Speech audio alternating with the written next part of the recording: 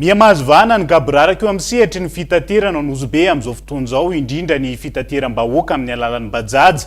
Araka ny taremarika avy eo anivon'ny Centre Fiscale any an-toerana tsy misy afa-tsy ny folo isan-jato ny Bajaj any an-toerana miasa no ara-dalana amin'izao fotoana izao. Henri Florian. Isan'ireo fitaovam-pitateram-bahoaka be mpampiasa indrindra ao Nosy Be Elville ny Bajaj, ary efa mahery ny 2,000 ny isan'ny Bajaj ao Nosy Be ao amin'izao fotoana izao. Ary tsy mahampy 100 amin'izany no ara-dalana, na ny Bajaj izany na ny mpambily. Nisy ny fidinana tampoka nataon'ny mpiasan'ny Centre Fiscale niaraka teo anivon'ny commune nandritra ny 2 andro, izay natratrarina fa Bajaj miisa 330 no tsy ara-dalana tamin'izany. Tsy arakaraka ny amarozany Bajaj izay hitantsika mandeha amin'ny lalabe io, ka hoe firy amin'ireo iny magnara-dalana. Tsy mahampy 100 izy ireo magnaraka amin'ny lalabe io zay ny tsy ara-dalana, tsy amina patente fozay. Eo moa ny raha hafa, tsisy assurance, tsisy sasany na ny mpitondra izy, tsisy nata permis.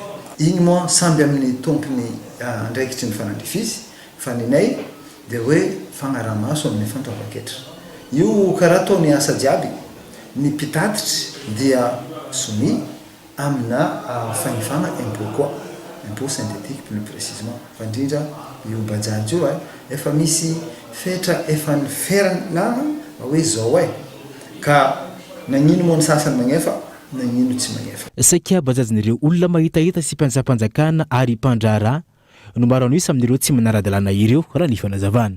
Kenya nandalo fotoana sarotro ny firenena, indrindra tsika Nosy Be teto, tagnatina fotoana lavalava. Ary zegny naviagna tagnatin'ny taogno hoe tsisy raha etsika natao mihitsy. Amizao miaraka mahita tsika fa hoe efa miamaletry ny lalana mba tokony samy miezaka mba ho fagnatsarana ny vola miditra ho an'ny commune, sady indrindrandrindra mba hoe isiany fampanan-dalana eo amin'izay hoe fitaterana antanana ely ny Nosy Be. Na eo aza ny fandaminana izay ataon'ny Commune Urbaine Nosy Be Elville sy ny Centre Fiscale, misy ny raha-matahora avy amin'ny tompona Bajaj izay mahitahita sy manana olona ambony eto amin'ny firenena, ka lasa Gaboraraka ny fandaminana ny fifamohivohizana eo anivon'ny commune.